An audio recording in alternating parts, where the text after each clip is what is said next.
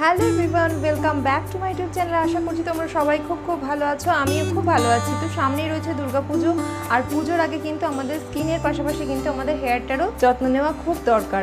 যাদের চুল ভীষণভাবে ঝরে পড়ছে, যাদের চুল ভীষণভাবে পাতলা হয়ে গেছে বা হেয়ার ফলের মতো সমস্যার মধ্যে দিয়ে যারা যাচ্ছ, আজকের ভিডিওটা শুধুমাত্র তাদের জন্য। আজকের এই ভিডিওটা এই মিরাক্কেল হেয়ার টনিকটার ব্যাপারে তোমাদের সাথে আলোচনা করব, যেটা কিন্তু ইউজ করলে তোমরা এক সপ্তাহের মধ্যে ভীষণ ভালো একটা রেজাল্ট দেখতে পাবে। আর যাদের ভীষণভাবে হেয়ার ফল হচ্ছে তাদের তো ভীষণভাবে উপকারে লাগবেই, আর এক সপ্তাহের মধ্যে কিন্তু নিউ হেয়ার গ্রোথ শুরু করবে। হেয়ার ফলের মতো সমস্যাও একদম দূর হয়ে যাবে। মাত্র তাই নয়, যাদের হেয়ার ভীষণভাবে রাফ, ডাল আর ড্রাই, ড্যামেজ হয়ে গেছে তাদের জন্য কিন্তু এটা ভীষণভাবে উপকারে লাগবে। তোমাদের এটা বানাতে কোনো রকমের অসুবিধা হবে না, কোনো রকম ঝামেলা ছাড়াই হোমমেড দুটো ইনগ্রিডিয়েন্ট দিয়ে এটা রেডি করা। এটা ইউজ করে খুব ভালো একটা রেজাল্ট পেয়েছি। তো আজকে তাই জন্য তোমাদের সাথেও এই রেমেডিটা শেয়ার করতে এলাম। তো আমি বলবো ভিডিওটা কিন্তু স্কিপ না করে একদম ফার্স্ট থেকে লাস্ট পর্যন্ত খুব ভালোভাবে ওয়াচ করো। কিভাবে এটাকে রেডি করেছি, কিভাবে অ্যাপ্লাই করছি, কিভাবে এটাকে স্টোর করছি, সমস্তটা কিন্তু আজকে এই ভিডিওতে আমি আলোচনা করেছি। আর সেইভাবে কিন্তু তোমরাও এটাকে রেডি করে ইউজ করো। আশা করছি ভীষণ ভালো রেজাল্ট পাবে।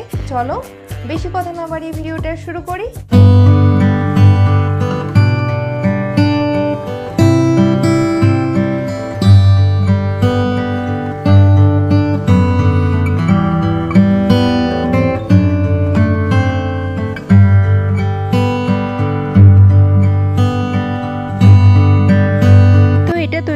আমাদের ফার্স্টে যেটা লাগবে সেটা হচ্ছে মেথি দানা। এখানে আমি 2 টেবিল স্পুন মতো মেথি দানা খুব ভালো করে ধুয়ে ওভারনাইটের জন্য ভিজিয়ে রেখে দিয়েছিলাম। আর তোমরা সবাই জানো যে মেথি দানা আমাদের হেয়ার গ্রোথের জন্য কতটা উপকারী। আর মেথি কিন্তু আমাদের হেয়ারকে থিক আর স্ট্রং করতেও ভীষণভাবে সাহায্য করে। তো দেখতেই পাচ্ছ মেথি দানাটা আমি ওভারনাইট ভেজানোর ফলে মেথি দানাগুলো ফুলে উঠেছে।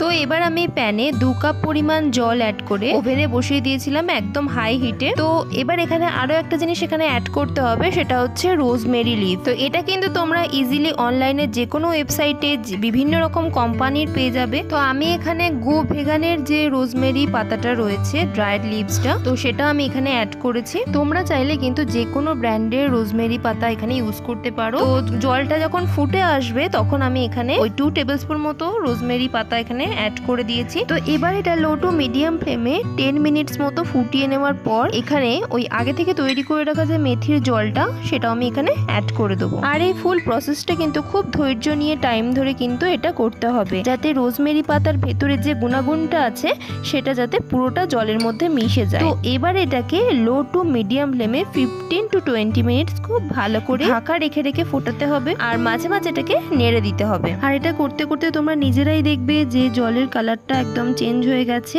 আর মেথি দানা আর রোজমেরি পাতার যে কালারটা ওটা অনেকটা ফেড হয়ে এসছে। তখন তোমরা কিন্তু নিজেরাই বুঝবে যে এইটা সম্পূর্ণ রেডি হয়ে গেছে। তো মোটামুটি প্রসেসটা করতে আমার 30 মিনিটস মতো টাইম লেগেছে। তো এবার আমি এটাকে ঠান্ডা হওয়া পর্যন্ত ওয়েট করব। তো তারপর এটাকে ছাঁকনির সাহায্যে ছেঁকে আমি একটা স্প্রে বটলে ভরে নেব। আর এটা কিন্তু খুব ভালো করে ছাঁকতে হবে। আমি এখানে হাত দিয়ে একদম চিপে চিপে ছেঁকে নিয়েছি, কারণ এর মধ্যে অনেকটা রস রয়েছে। তো দেখতেই পাচ্ছ মানে এর জলটার মধ্যে কিন্তু সমস্ত এই মেথি আর রোজমেরি পাতার যে গুণাগুণটা সমস্তটা কিন্তু এর মধ্যে রয়েছে। তো ভালো করে জিনিসটাকে চিপে নেবে, নিয়ে এটাকে একটা স্প্রে বটলে ভরে নেবে। তো এবার রয়েছে অ্যাপ্লাই করার পালা। তো কিভাবে আমি এটা অ্যাপ্লাই করছি সেটা তোমরা এবার দেখে নাও।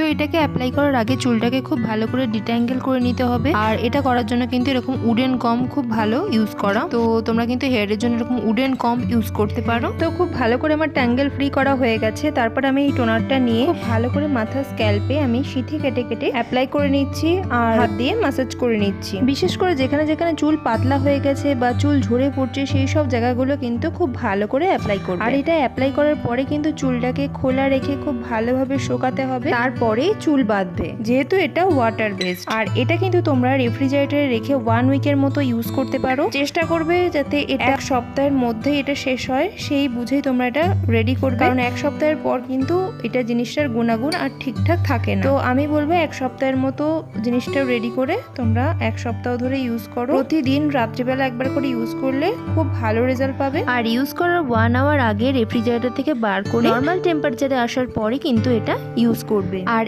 এই ছিল আমার আজকের ভিডিও।